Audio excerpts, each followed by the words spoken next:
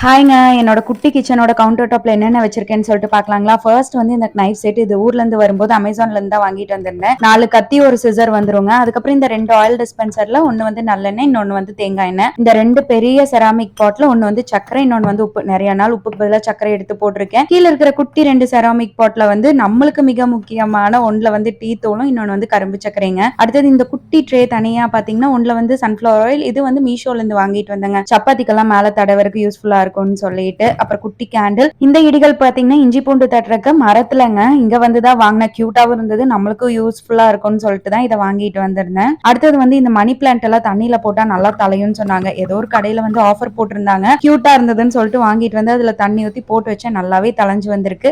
அடுத்தது என்னோட ஃபேவரட் பாட்டுங்க. இதுல எப்பவுமே பூ இருந்துட்டே இருக்கும், வீக்லி ஒன்ஸ் மாத்திடுவோம். இதுல பூ வச்சாதான் ஏதோ கிச்சனே ஃப்ரெஷ்ஷா இருக்கிற மாதிரி இருக்கும். மிக்ஸி பாஷோடது, 2 சாப்பிங் போர்டு. எது நம்மளுக்கு ரொம்ப முக்கியமோ அது மட்டும் தான் மேல வச்சிருக்கேன்.